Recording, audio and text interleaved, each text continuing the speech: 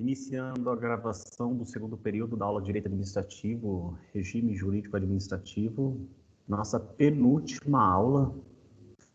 A última aula nossa será semana que vem. Relembrando, então, oportunamente para todos vocês que estão aqui à escuta e nos vendo nessa aula, vamos confirmar a data da avaliação oficial 2. Nossa, que surpreendente. Vai até ser perto uma da outra. Dia 19, oficial 2, dia 19/6. Dia 19/6, a oficial 2. Dia 25/6, a segunda chamada. E dia 29/6, a prova final. Repetindo então, para quem não tem anotado no caderno, aí na nossa primeira aula a gente deve ter comentado a respeito. Dia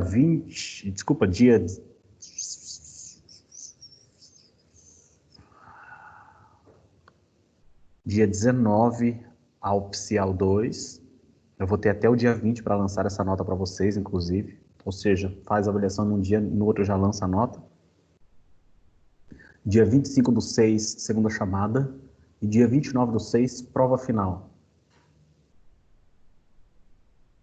Semana que vem a gente encerra, então, o conteúdo de bens públicos, que a gente vai começar provavelmente nessa aula agora, nesse período. E começaremos e iniciaremos licitação. Vamos dar seguimento à aula, então, para a gente dar uma acelerada no passo. Professor? À vontade, Elisângela, qual a pergunta? Aquela vez que eu respondi, você anotou, a Elisângela Silva, que no caso tem duas. Bem lembrado aqui, deixa eu ver se ela sua. Agora que eu lembrei. Uhum.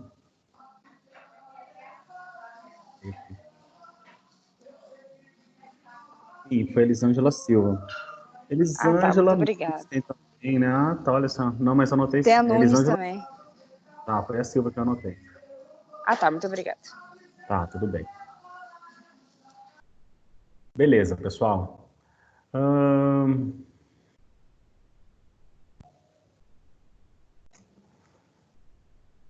Gente, quanto ao sujeito, a gente está tratando para terminar aqui a diferenciação entre polícia administrativa e polícia judiciária. Quando a gente fala em sujeitos, como por exemplo, tem o fiscal do imposto de renda,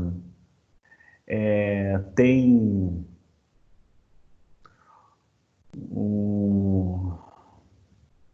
vamos pegar o outro exemplo,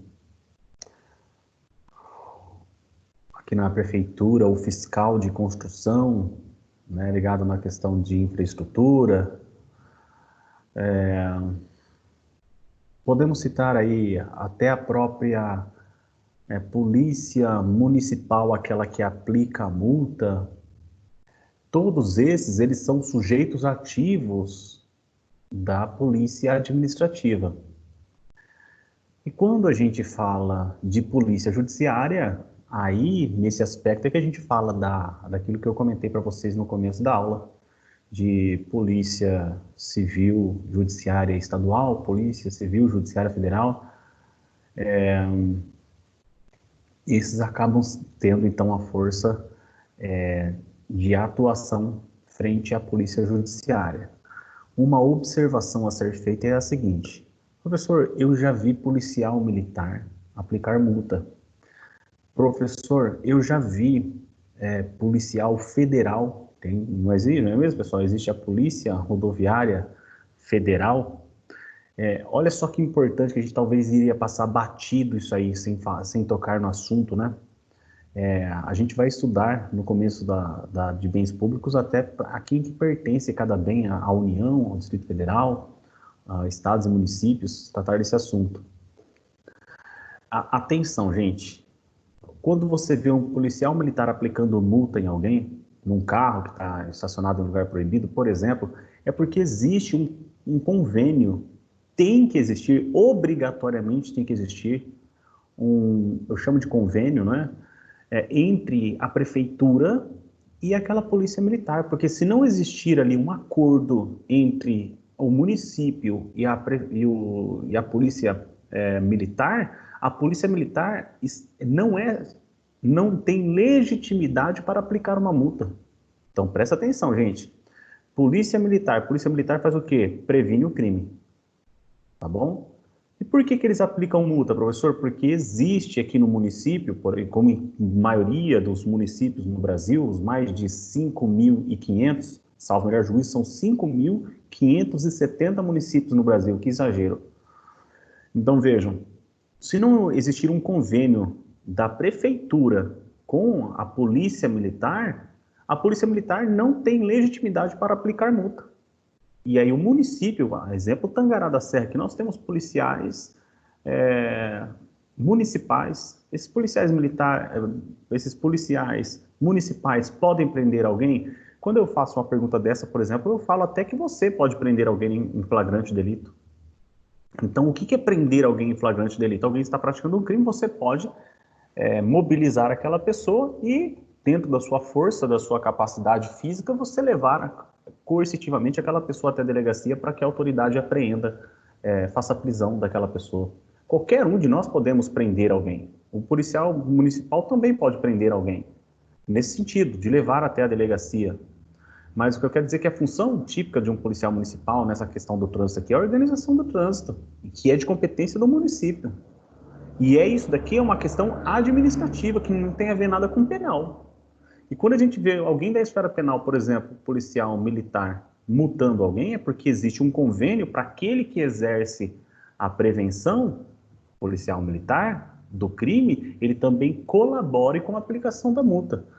Como advogado, eu já vi inúmeras situações em que ocorria o quê? Porque às vezes você pode ser contratado até para discutir essa questão de multa, recorrer de uma multa, em que eu via que a busca pela ilegitimidade porque tinha vencido o contrato entre a polícia militar e o município, e pronto, aquela multa ela era anulada, ok? Só uma observação final aí para a gente fazer a respeito desse conteúdo. A partir de agora, a gente vai passar a tratar das características, e eu quero que vocês anotem aí a pergunta a respeito de características barra atributos. Então escrevam, quais são as características, quais são as características, quais são as características, hífen, também chamadas de atributo, também chamadas de atributos, coloque no plural também, né? Também chamada de atributos,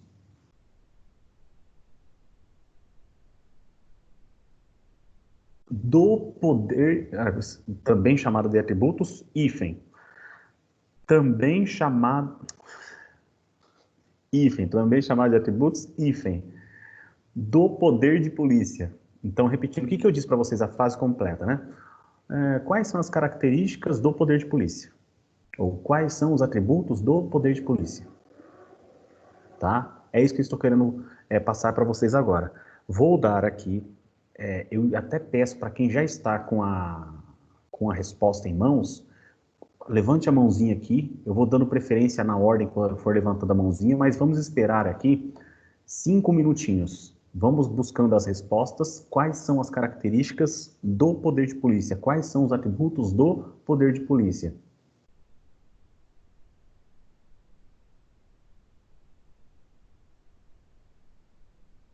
Quem já teve participação, se quiser dar, eu vou tentar dar a oportunidade primeiramente a quem não teve participação ainda, mas não impeço que ninguém fale aqui, viu?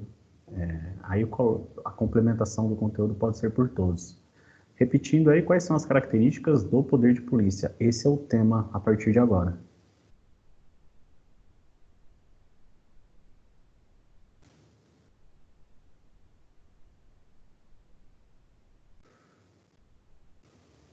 Eu aviso quando der 5 minutos, tá?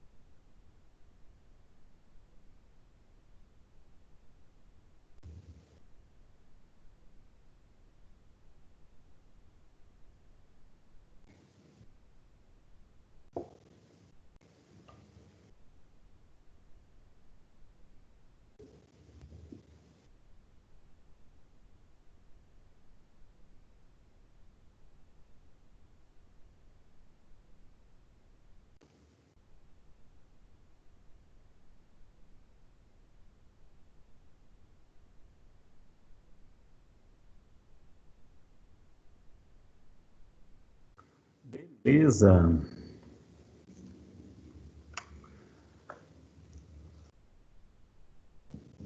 Aqui pela ordem que me apareceu, Edivane, Andrei, Ellen e Veraldo. Então vamos lá. Edivane, fique à vontade para sua participação. Atributos e características do poder da polícia. A doutrina brasileira, em regra, aponta 3 atributos característicos do exercício do poder de polícia, comuns a boa parte dos atos administrativos em geral, quais sejam discricionariedade, autoexecutoriedade e coercibilidade. A discricionariedade é o poder que a polícia administrativa tem de escolher, dentro dos limites legais, pois por critérios de conveniência e oportunidade ao ato de ser praticado. Muito obrigado, faz todo sentido colocado aí, trazido pela pesquisa. O próximo que pode até contribuir é o Andrei. Então, professor, eu achei as mesmas coisas que ela, então acho que não tem muito o que contribuir. Mas a sua citação, inclusive, foi pego no mesmo site que o dela, etc., com as mesmas palavras? Então, eu achei no Jus Brasil. E o seu, Edivane? É basicamente a mesma coisa. Deixa eu olhar aqui, peraí. Andrei, faz um favor para mim. Pesquisa aí, por exemplo. Professor, no Jus. Pesquisa aí a questão da coercibilidade. Tenta ver o que significa coercibilidade. O significado. Busca aí na sua pesquisa, fazendo favor. Ellen, pode falar alguma coisa? Um pedacinho, né, professor? Eu já achei aqui, professor. Inclusive. Já achou? Sim. Caracteriza-se... Ele acaba participando aqui contribuindo nesse ponto, fazendo favor. Pode falar. Caracteriza-se pela imposição coativa. Acabou. Só um segundinho, eu vou acabar cortando porque o áudio está dando... É o meu microfone, peraí. Tá. Beleza, pode ir, Andrei. Caracteriza-se pela imposição coativa das medidas adotadas pela administração, que, diante de eventuais resistências dos administrados, pode se valer, inclusive, da força pública para garantir o seu cumprimento. Significa que todo ato de polícia administrativa é imperativo, ou seja, de absorvância obrigatória pelo particular. Então, isso quer dizer o quê? Isso quer dizer que a administração pública, no exercício do poder de polícia, pode agir de forma imperativa, coercitivamente, né? Beleza. Alguém mais aí para fazer algum comentário? Tem a... Professor, depois... E depois faltou a autoexecutoriedade. Sim, com certeza. Pode comentar a respeito. É o poder dado à administração pública para, com seus próprios meios, possa executar suas decisões sem que necessite de autorização prévia do judiciário. De todo modo, é de suma importância destacar um aspecto acerca do poder de polícia. A aplicação de penalidade representa o exercício do poder de polícia, porém, a execução só pode ser efetuada pela via judicial. E um ponto que eu achei muito interessante, professor, também um parágrafo aqui embaixo, que fala assim, ó, vale lembrar que o exercício do poder de polícia é indelegável, o que pode ser delegado à execução de determinados atos materiais. Essa é a situação que ocorre com as empresas que fornecem radares eletrônicos colocados em vias públicas. Top. Excelente colocação. Eu só vou querer saber se o Everaldo tem alguma coisa a respeito aí para contribuir também, mas Ellen, depois talvez eu volte aí com a sua fala, que ela trouxe muitas informações importantes para a gente memorizar. Fala aí, Everaldo. No meu caso, não sobrou nada, não, professor. Era justamente isso último que ela falou ali, que eu tinha separado também. A respeito do poder de polícia ser indelegável, inclusive com as mesmas letras, provavelmente eu e ela pesquisamos no mesmo site. E sobre a discricionalidade, que já foi falado, e a coerciabilidade, não sei se foi comentado, que é a possibilidade de utilizar medidas coercitivas, né? Isso, diante da resistência do particular. Contudo, deve-se tomar cuidado com a coercibilidade, uma vez que, quando utilizada em excesso, é caracterizado abuso de poder. Acho que isso aí é bem importante, inclusive. Vocês querem pegar um exemplo? Fica a pergunta no ar, né? Como não, professor? Só uma pergunta, professor. O poder de polícia do ente administrativo, digamos, do prefeito, por exemplo, que é o poder... Ele é eu tomar o celular ele é o chefe, né? Sim, do poder executivo, digamos, mas se digamos, o poder de polícia que ele tem, de fato tem, mas para tomar um celular do cidadão, é possível? Então, claro que não, porque ninguém será privado de sua liberdade ou de seus bens sem o devido processo legal. E o que a gente pode pegar... É uma coisa retórica, né? Porque, obviamente, claro que não é possível mesmo. Me lembra de eu continuar o comentário dessa resposta daqui a pouquinho, mas basicamente eu vou falar o quê? Que o direito constitucional ele é uma limitação para o exercício do poder de polícia. Então o poder de polícia ele pode ser exercido, mas ele não pode ferir o direito constitucional. Eu acabei de citar um exemplo aqui de um inciso, salvo melhor juízo, é o inciso 4 do artigo 5º da Constituição, falando que ninguém será privado de sua liberdade e de seus bens sem o devido processo legal. Só que o poder de polícia, na defesa da saúde, né, da segurança, né, do interesse público, ele pode acabar limitando o direito à propriedade. Mas será que nessa limitação ao direito de propriedade pode, por um acaso, tirar da mão da pessoa um celular? Então, para que seja tirado da mão de uma pessoa o celular, podemos estar pensando aqui numa atuação do direito penal, que a gente foge do direito administrativo. Entendeu? Nesse momento eu falo assim que o direito à propriedade, ele não pode ser desrespeitado, exceto no âmbito desse aspecto que nós estamos estudando, do poder de polícia. O poder de polícia, no aspecto da telefonia, o que pode fazer? Vou pegar um exemplo. Todos os celulares que não tiverem o cadastro na Agência Nacional de qualquer coisa, né? A partir de tal data vão perder a comunicação em solo brasileiro, em território brasileiro. Isso aconteceu. Quem tinha ido lá no Xing Ling, né? Acho que é assim que fala, né? Comprado determinados aparelhos telefônicos que não tinha o selo Anvisa, gente, acho que era isso, né? O selo não me lembro bem. Esses celulares eles iriam perder a forma de comunicação aqui no solo brasileiro. Então, Anatel, Anel, né? Anatel. Tá, então. Ia perder. Perderam, na verdade, perderam. Então, esse poder de... Mas veja, o celular ficou na mão de quem comprou. Olha só que interessante. Eu já falei para vocês na aula de hoje, na aula de hoje não, em aulas passadas, que eu comprei 2 interfones com câmera, né? Porque eu tenho 2 entradas aqui na minha casa. Não que a casa seja grande, a casa não é grande, mas eu fiz 2 entradas. E não à toa, fiz uma para o meu escritório, que é um terreno de esquina, que na esquina fica meu escritório. E também tem a entrada principal, que é a entrada da minha casa. Tá bom, 2 interfones, eu queria, tô no meu escritório, eu quero ver quem tá lá interfonando, tô na minha casa, eu quero ver. Você vem aqui, toca o interfone, eu vou ver sua cara.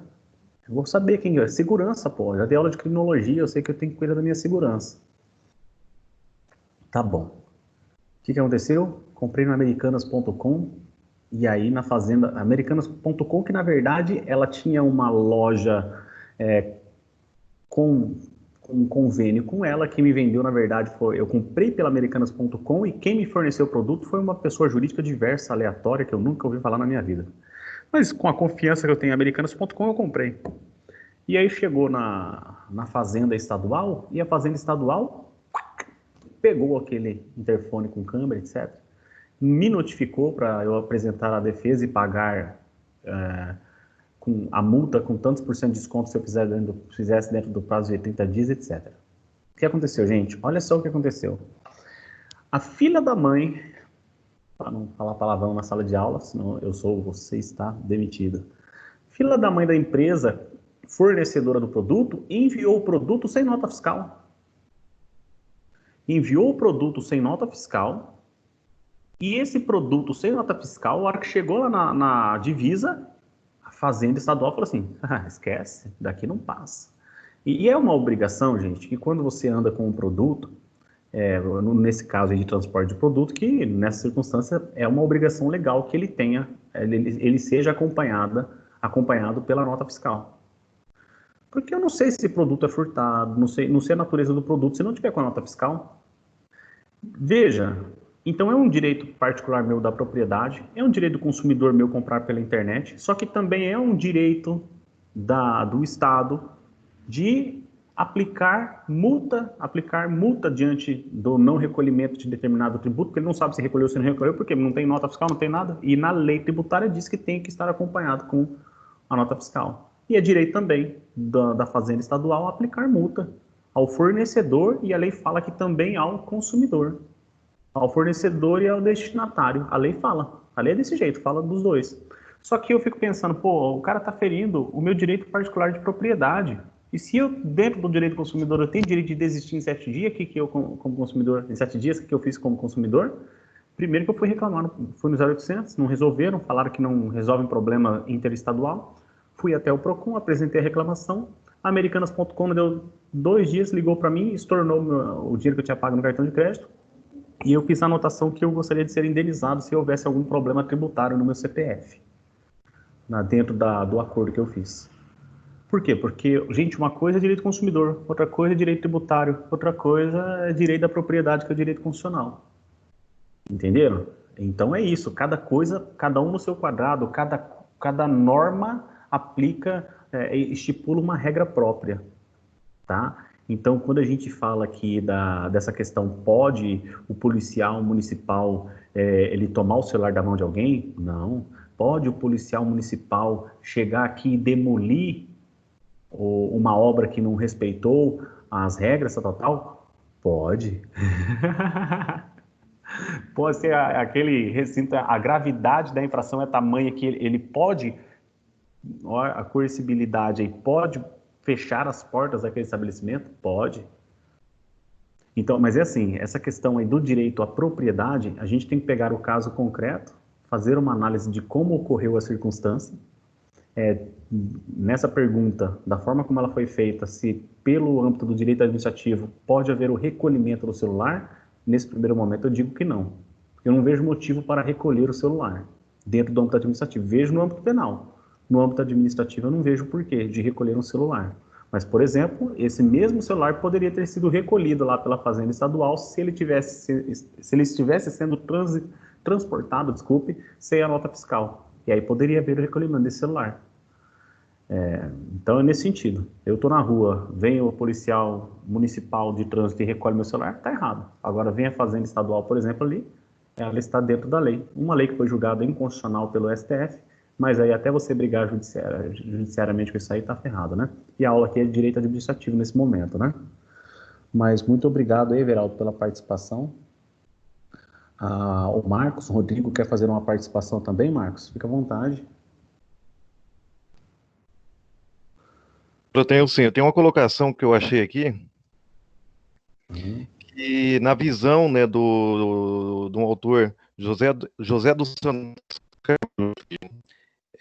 reforçando ali o do Everaldo ali, sobre a característica de coercitibilidade, né, a polícia administrativa, como ela é natural, não pode curvar-se ao interesse dos administradores, né, de prestar ou não obediência às imposições. Se a atividade corresponder a um poder correspondente do jus imperi, né, que é o poder de mandar estatal, há de ser desempenhada de forma de obrigar a todos a obedecer a seus comandos, né? Isso, faz todo sentido, porque se não for obrigado, quem que vai cumprir a norma? Não estou falando da cultura do brasileiro, eu falo da natureza da pessoa humana.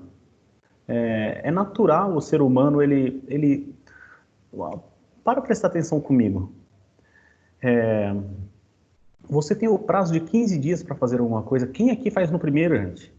Não estou falando que você tem que fazer no 15º dia, não. Como advogado, quando você for atuar como advogado, como advogada, você vai ver que existem duas formas de contagem de prazo. O prazo, simplesmente, e a nomenclatura prazo fatal. Porque o advogado, ele trabalha com esses dois prazos. Olha, eu tenho o prazo e tenho o prazo fatal.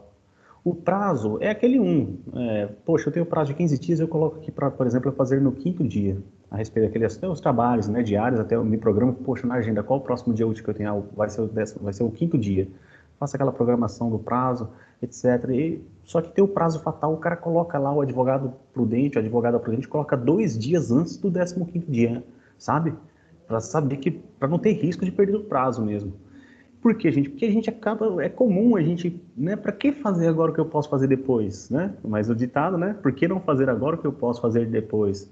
Então essa imperatividade, ela é muito prudente. Obrigado, Marcos Rodrigo, né, pela participação, fiz a anotação aqui. Mais alguém quer fazer a anotação? Edivane já comentou, quer comentar de novo?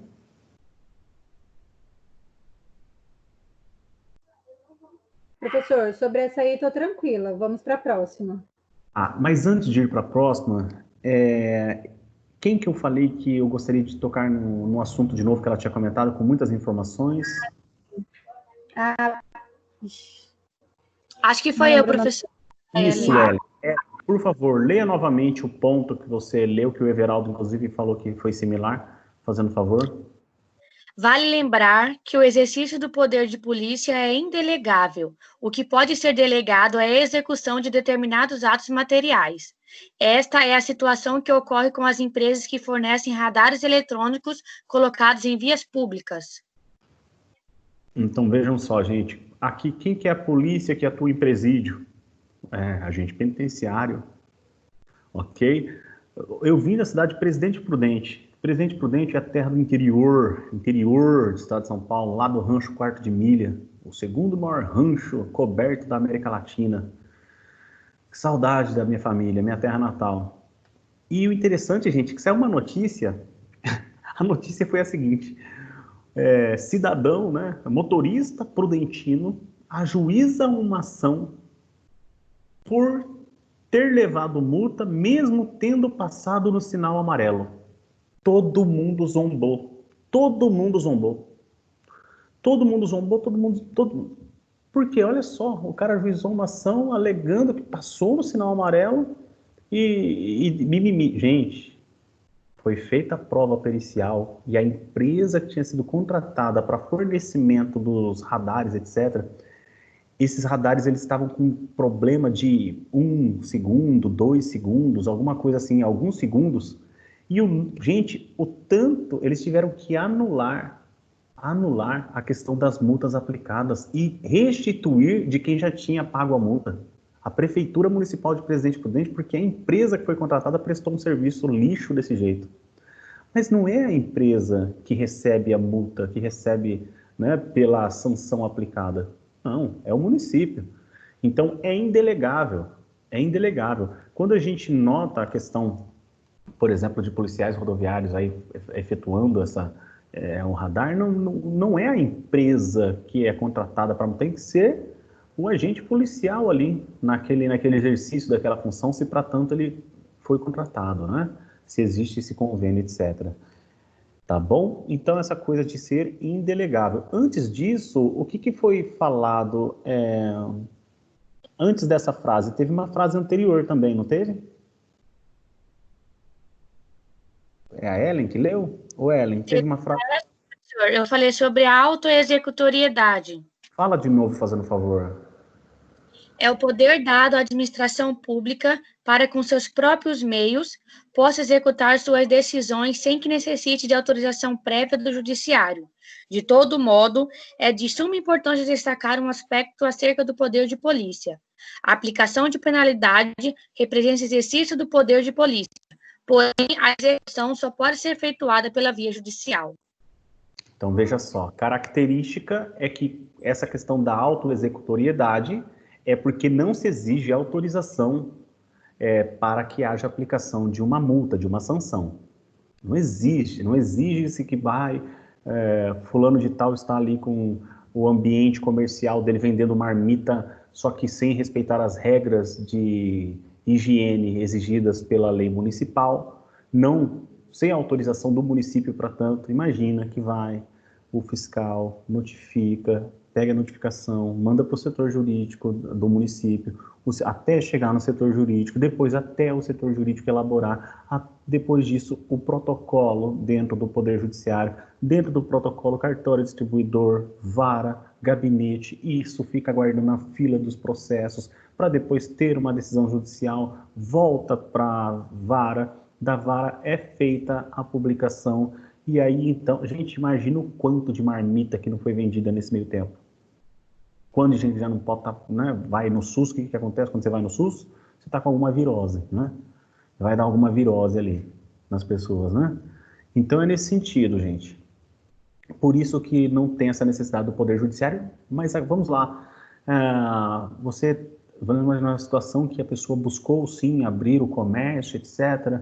No final das contas, ela descumpriu algumas regras, foi sancionada com uma multa. E aí, como que eu faço para executar essa multa? Aí, nesse ponto que foi bem comentado, viu, Ellen? Muitas informações boas aí, é que vai ser necessária a busca pelo Poder Judiciário. Não, formado o título da dívida pública, vai se ajuizar uma ação seguindo o procedimento dos créditos da Fazenda Pública, tá? Fazenda Pública que pode ser municipal, pode ser estadual, pode ser distrital, pode ser da União, tá bom? Edvane, quer fazer um último comentário? Mãozinha aí, só para... Não, professor, tranquilo. Beleza, gente. Tratado desses assuntos, eu só quero que vocês anotem que o prazo prescricional para o exercício do poder de polícia é de 5 anos. O prazo prescricional para o exercício do poder de polícia é de 5 anos.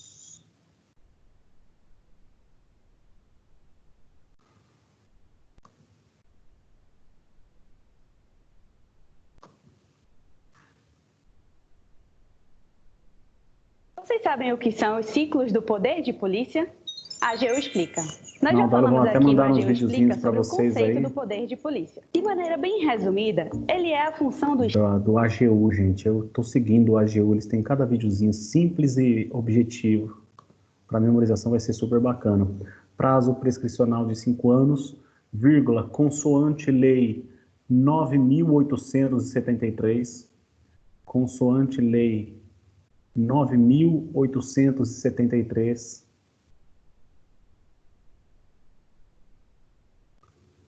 barra 99,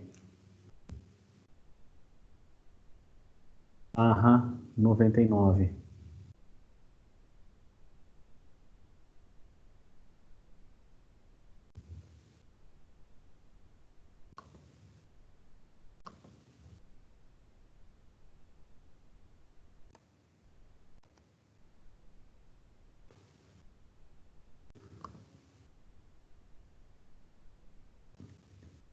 Vamos lá, então. Vire a página agora e escreva bens públicos. Bens públicos.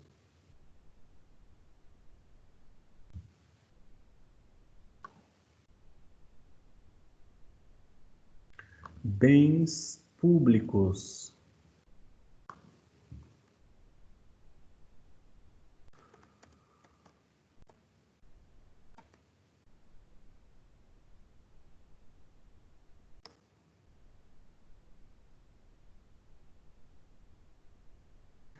Já abram no artigo, deixa eu pegar o Código Civil aqui, acho que é artigo 98 e 99 do CC.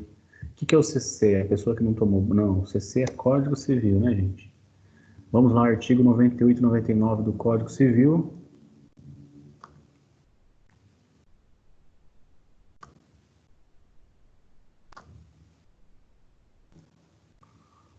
Artigo 98 e 99.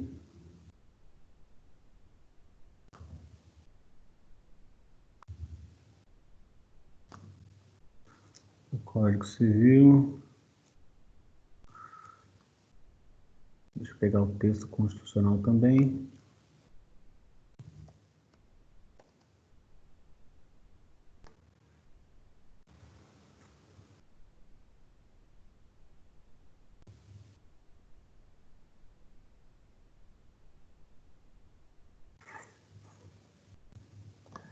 Beleza. Vamos para a leitura. Vocês já tiveram essa aula em Direito Civil, parte geral. Não é verdade?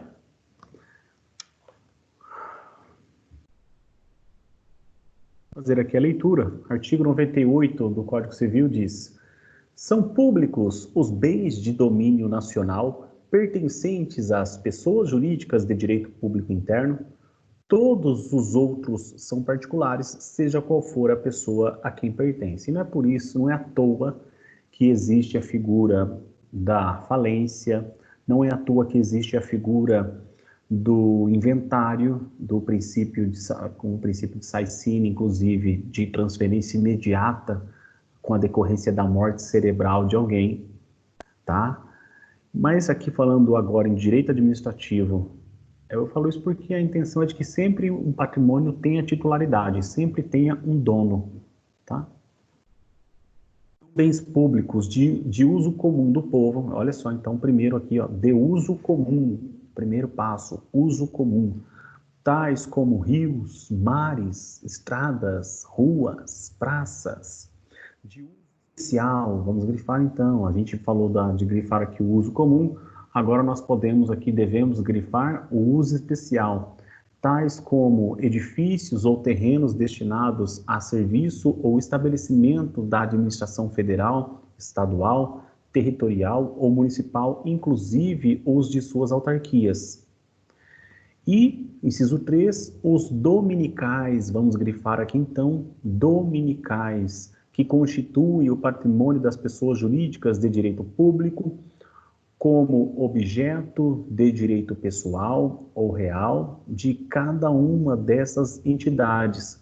E o parágrafo único diz, não dispondo a lei em contrário, consideram-se dominicais os bens pertencentes às pessoas jurídicas de direito público e que se tenha dado estrutura de direito privado.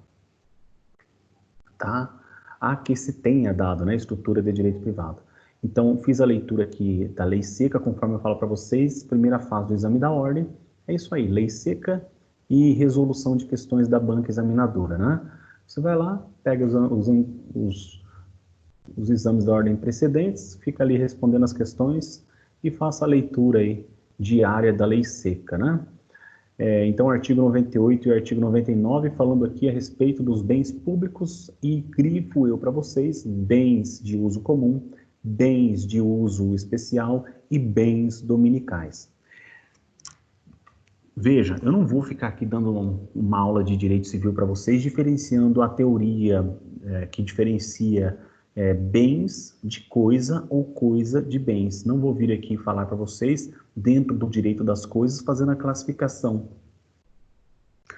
Vamos apenas fazer a diferenciação aqui e entender, dentro dos bens públicos, o que significa dizer quais são as características do bem de uso comum.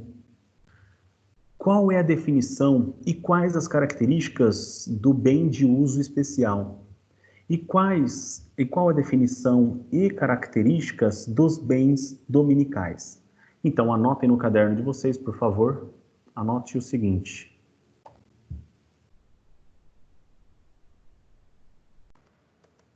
Anote aí. Qual a definição,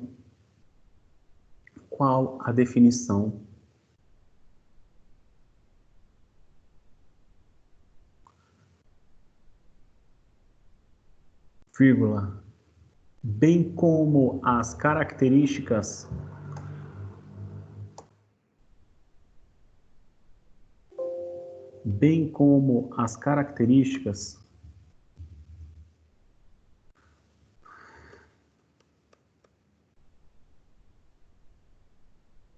do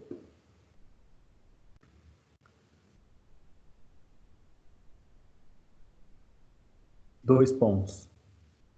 Na linha de baixo, letra A. bem de uso comum. Na linha de baixo, letra B, bem de uso especial. E na linha de baixo, letra C, bem dominical. Repetindo, qual a definição, vírgula, bem como quais são as características, vírgula, dois pontos. Na linha de baixo, letra A, bem de uso comum. Na linha de baixo, letra B, bem de uso especial. E na linha de baixo, letra C, bem dominical. 5 minutos, pessoal. Estou anotando aqui, 5 minutos.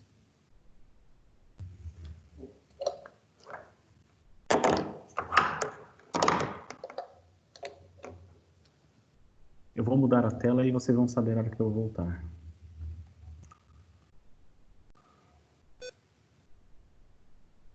Aí vai anotando, vai levantando a mãozinha aí para quem quiser responder, principalmente aqueles que não tiveram participação. A sua participação na aula de hoje, você ganha pontuação para parcial 2, hein? É muito mais fácil que ficar respondendo 10 questões lá no portal, hein, gente? Venha, responda uma questão aqui, participe, vá participando e você vai receber a pontuação máxima da parcial.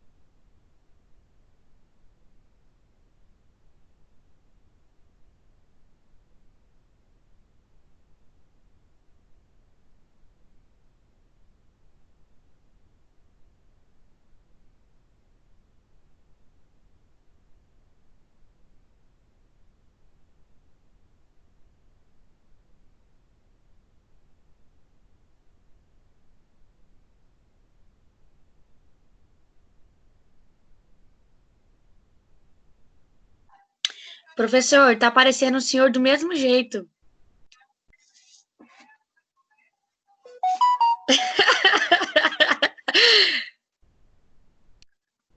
o senhor tá mudo. Verdade. Só mudei o fundo só, para melhorar. Eu curto esse aqui, viu? Mais um minuto aí, gente.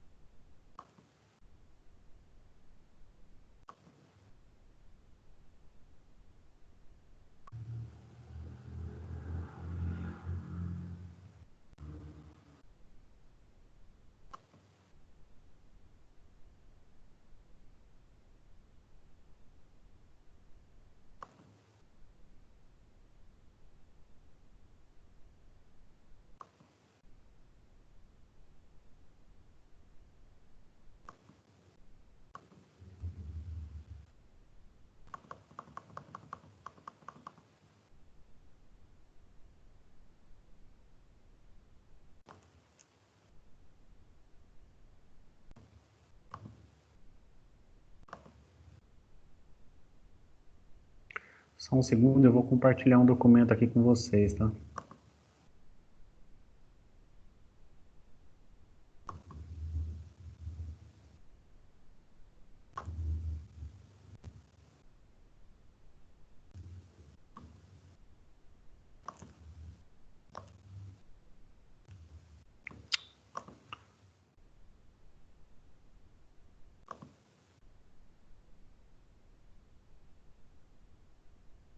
Esqueci de compartilhar, eu acho.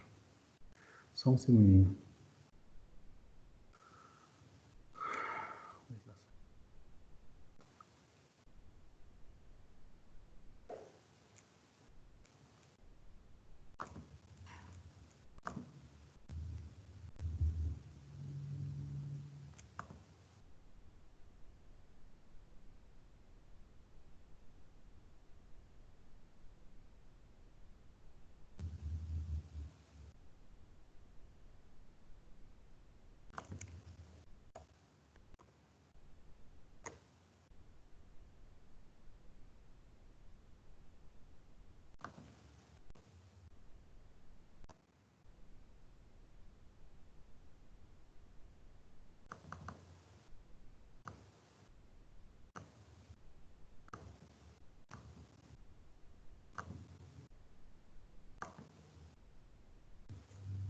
Para quem quiser pegar, para quem está no grupo aí, tá? Acabei de postar aí no grupo de vocês. E essa... Olha só, estão me zombando aí, galera. Ai, gente, se eu tivesse bonito, ia até colocar no Instagram. Vamos dar continuidade, então?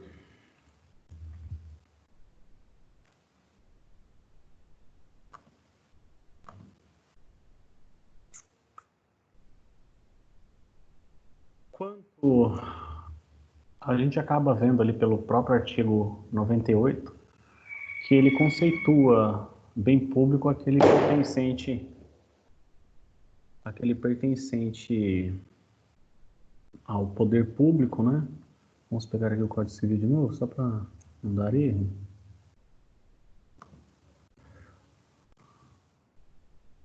Bens públicos, os pertencentes às pessoas jurídicas de direito público interno. Quem são essas pessoas jurídicas de direito público interno? Nós estamos falando aqui pessoas jurídicas de direito público, aquelas pertencentes aquelas que são a União, os estados, o Distrito Federal e os municípios. Aproveitando o texto constitucional, antes da gente ir para a resposta,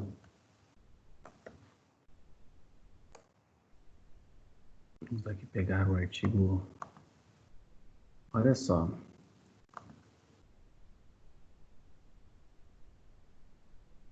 Nós temos a partir do artigo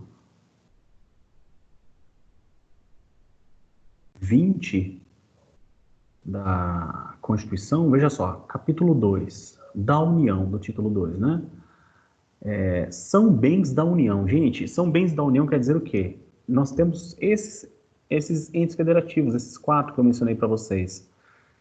E a União é um desses entes federativos, se não o principal, embora hoje em dia, pelo que a gente está vendo, não é tão o principal assim, porque a nossa Constituição considerou o município como um ente federativo, sendo assegurado, então, para o chefe do Poder Executivo Municipal ditar regras a exemplo daquela do toque de recolher que nós tivemos aqui em Tangará da Serra, né? Veja só, artigo 20, são bens da União, os que atualmente lhe pertencem e os que lhe vierem a ser atribuídos. Então, quem são esses entes colocados aqui pelo Código Civil no artigo 98, essas pessoas jurídicas de direito público interno? São os entes federativos. Aí vem a Constituição e colocou aqui, ó, artigo 20, são bens da União. Mais do que isso, a gente pode dar sequência, nos artigos que seguem, aqui o interessante para a gente é estudar mesmo o ente federativo, né? Mas veja só, as terras tradicionalmente ocupadas pelos índios, as cavidades naturais, os recursos minerais, os potenciais em energia, os terrenos da marinha, o mar territorial, os recursos naturais de plataforma continental, as ilhas fluviais ou lacustres em zonas limítrofes com outros países, as praias marítimas, as ilhas oceânicas e as costeiras, excluídas dessas as que pertencem à sede dos municípios, exceto aquelas áreas afetadas pelo serviço público na unidade ambiental federal e as que se refere ao artigo 26, inciso 2, da própria Constituição, os lagos, os rios e quaisquer correntes de água em terrenos de seu domínio que banhem mais de um estado. Então, veja, se o rio ele nasce, tem nascente e o seu fim se dá em um único estado, naquela circunstância, então, não é uma propriedade da União, mas vai ser estadual. Nesse caso da União, quando passa por mais de um estado, sirvam de limites com outros países e se estendam a território estrangeiro, todas essas são circunstâncias, ó, as terras devolutas, etc., são aqui bens da União. Nós temos também os dos estados, né? Os próximos artigos. Vou perder não perder o tempo, né, gente? Não quero menosprezar nada, né? Mas eu quero dizer que também existe aqui na sequência desses artigos os bens que são de titularidade dos estados e dos municípios, do Distrito Federal e assim vai, tá? O município a partir do artigo 29, vamos voltar para a aula aqui nesse aspecto. Vimos a conceituação básica dada pelo Código Civil, vimos que essas pessoas jurídicas de direito público interno são os entes federativos, cada qual possui a sua propriedade particular. Por exemplo, falamos de rodovias. A rodovia, ela pode ser uma municipal, ela pode ser uma estadual, ela pode ser uma federal. Quando nós falamos de ruas, as ruas pertencem a cada município, tá?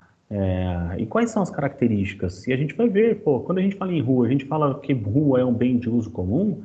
Quando a gente fala em ilha, a gente fala em bem de uso comum. Quando a gente fala no prédio da Polícia Federal, no prédio da Fazenda Estadual, Fazenda Federal, quando nós falamos do fórum, é um bem de uso comum. Quando nós falamos de um patrimônio, gente, eu não sei se vocês se lembram, mas eu cheguei aqui em Tangará da Serra, onde hoje a prefeitura está localizada, era um prédio abandonado. E vamos imaginar que aquele prédio fosse um prédio abandonado. Oi? Vamos imaginar que aquele prédio fosse um prédio... Ele daqui, foi embora para Tangará. Matheus. Vai passar. Eu acho que eu já vi. Deixa eu ver. Mostra para mim. A aula tá boa, hein? A Edivane quer comentar alguma coisa? Elisângela, William, só para terminar o raciocínio aqui. Se aquele prédio tivesse sido feito em outra oportunidade, pela própria administração pública, e tivesse em desuso, não mais servindo como prefeitura, não mais servindo como nada, né? Não, nem como hospital, qual a característica daquele bem? Qual bem seria aquele que ficou em desuso? Saindo da própria Unic, gente, para quem não saía da Unic e pegava para a esquerda ao lado, no caminho do supermercado Prudente, viesse um pouco pela direita aqui, chegava numa, entre aspas, pracinha que tem ali um móvelzinho, ali eu já sei que já foi um mini postinho de saúde ali para vacinas, etc. Hoje em dia não serve para nada. Que tipo de bem é isso daí? Então vamos lá dentro do que foi passado para vocês. Não sei se a Edivane ela esqueceu de tirar a mãozinha em algumas circunstâncias, se ela que ela está falando mesmo. E aí depois a Elisângela, depois o William. Vamos lá, gente, participando. Então vai lá. O bem de uso comum são os bens de domínio público do próprio Estado que podem ser usados por qualquer um do povo sem exigência de qualquer formalidade, como, por exemplo, o mar, os rios, as estradas, ruas e praças. Bacana. Os bens de uso especial ou patrimônio administrativo indisponível são aqueles bens que destinam-se à execução dos serviços administrativos e serviços públicos em geral, como, por exemplo, um prédio onde esteja instalado um hospital público ou uma escola pública. E o bem de público dominical. Bens dominicais são os que pertencem ao Estado na sua qualidade de proprietário, como terrenos de marinhas, terras devolutas, prédios ou renda, títulos da dívida pública ou outros. Bacana, parabéns, viu? Parabéns, tomara que todos vocês tenham pegado um material como esse daí. Compartilhei com vocês também algum ponto que a gente troca entre os professores aqui algumas informações. Passo a palavra agora a Elisângela. Aguardem o William que está chegando a sua vez, hein? E vocês podem comentar então, mesmo aparentemente repetida, tá? Sem problema, não vejo nenhum tipo de problema. Eu queria citar uns exemplos do uso comum do povo. Tá, Elisângela, pode falar. O senhor está me ouvindo? Está ouvindo? Sim. Uns exemplos são as ruas, as praças, os logradouros públicos, as estradas, as ruas, né? Os rios, né, navegáveis, mares, praias e rios navegáveis. Esses são exemplos dos bens públicos de uso comum. Muito bem. Valendo? Com certeza. Elisângela Nunes. Isso. Parabéns pela participação e a gente vai ver algumas diferenciações. Eu quero até, vai procurando aí se você puder, Elisângela, quais são as características, se você puder colocar aí na pesquisa que você fez agora, quais são as características dos bens públicos, por favor, se puder até dar uma complementada depois que o William conversar com a gente aqui. Pode falar, fica à vontade, William. Professor, está me ouvindo? Sim. Eu não lembro se eu posso falar agora sobre os bens dominicais ou ainda continuar falando sobre os bens comuns. À vontade, fica a seu critério. Os dominicais vai ser de boa valia, se puder falar.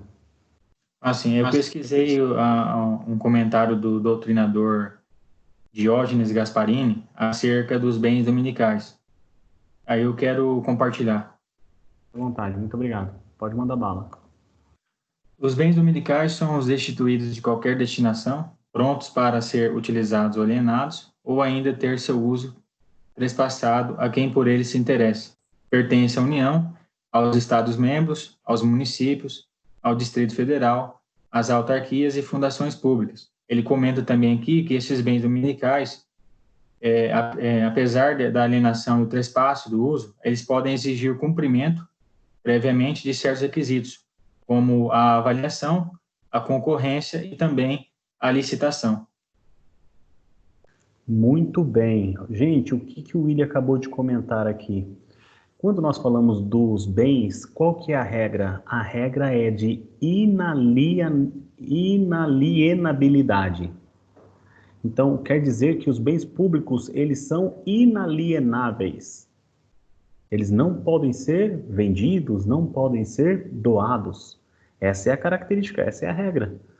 O bem de uso comum para o bem de uso especial, que eu vou querer que alguém, se tiver alguma pessoa que não participou até agora, procurar no Google a diferença entre bem de uso comum para o bem de uso especial. Se alguém puder comentar um pouquinho a respeito disso nessa sala de aula, vai ficar melhor ainda. Mas aqui o William comentou a respeito da alienação, que tem que seguir um procedimento, e é verdade. Por mais que... Qual bem que pode ser alienado numa eventualidade? O bem comum não pode, inalienável. O bem de uso especial não pode, inalienável. Agora, o bem dominical, ele é alienável. E atenção, pode ser que haja uma conversão de um bem dominical para um bem de uso especial. E ao contrário, um bem de uso especial que acaba se tornando um bem dominical ao decurso do tempo. Mas vejam, a pergunta é, quando estamos falando de um bem de uso especial, ele é inalienável. Quando estamos falando de um bem de uso comum, ele é inalienável. Mas quando a gente fala do dominical, o bem dominical é alienável. Só que por mais que ele seja alienável, não é que nem eu falar assim, gente, eu estou vendendo o meu relógio.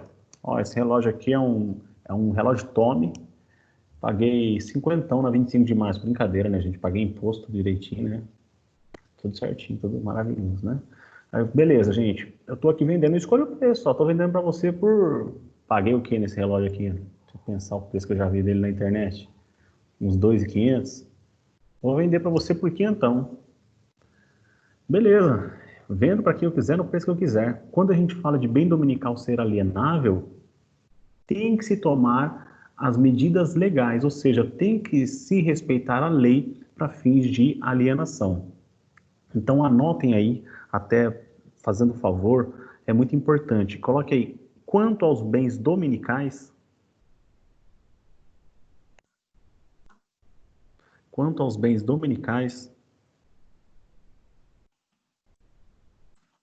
vírgula,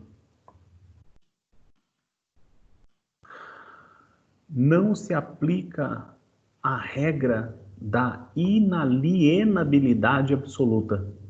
Quanto aos bens dominicais, não se aplica a regra da inalienabilidade absoluta, atrelada aos bens de uso comum e de uso especial, ou de uso especial. Atrelada aos bens de uso comum ou de uso especial.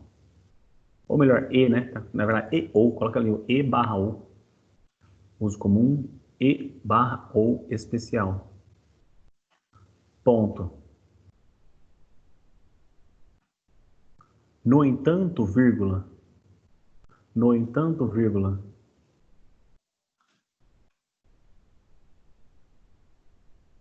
Para que haja a alienação, no entanto, vírgula. Para que haja a alienação, vírgula.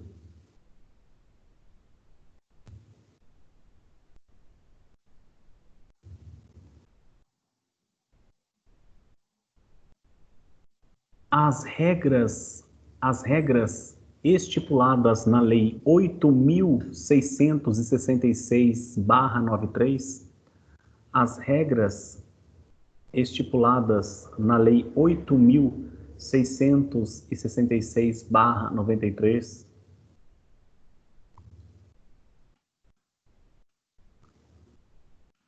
deverão ser seguidas,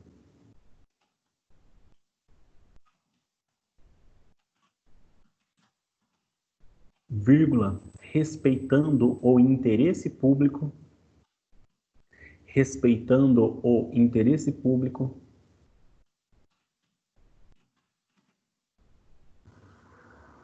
vírgula, a prévia avaliação,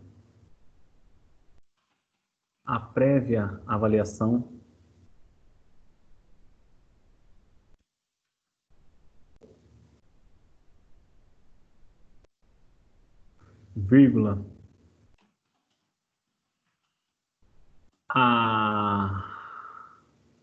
licitação,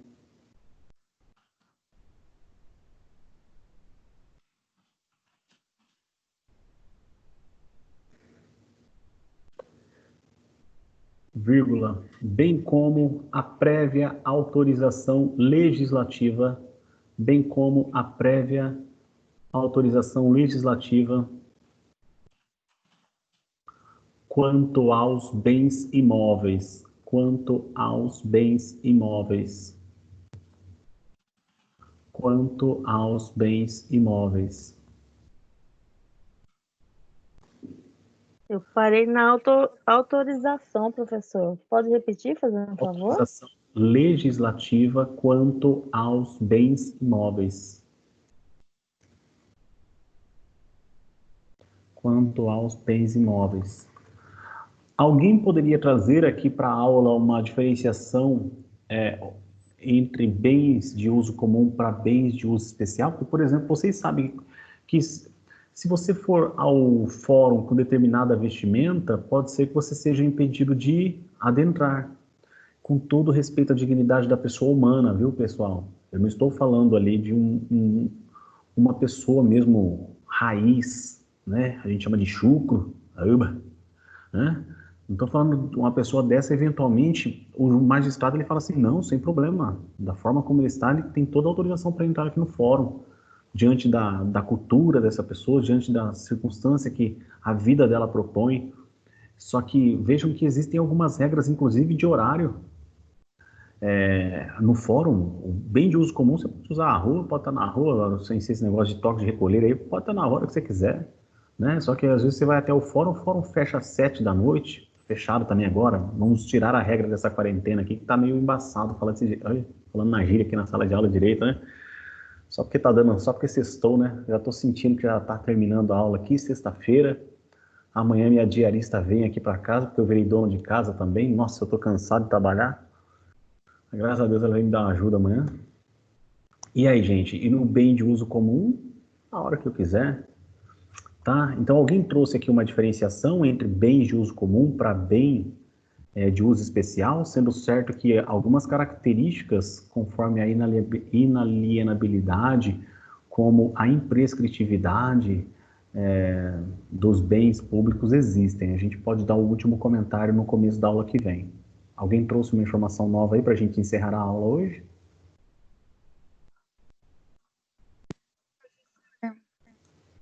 Fique à vontade. Só um segundinho. Carla, pode falar. Não, eu só gostaria de pedir se o senhor poderia repetir para mim, por favor, o número da lei. 8.666 de 93. Obrigada. William?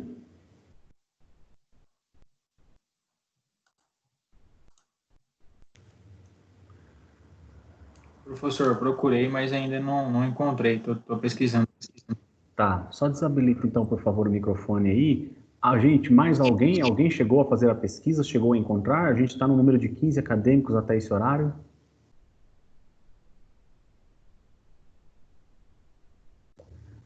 Bom, pessoal, pela questão da hora, inclusive, vamos encerrar a aula de hoje.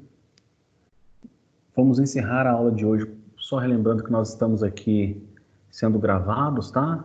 E vamos dar seguimento na aula que vem a respeito de licitação. Vou passar algumas características dos bens públicos, fazer um comentário inicial nos primeiros minutos e a gente dá seguimento no conteúdo para encerrarmos o semestre na semana que vem.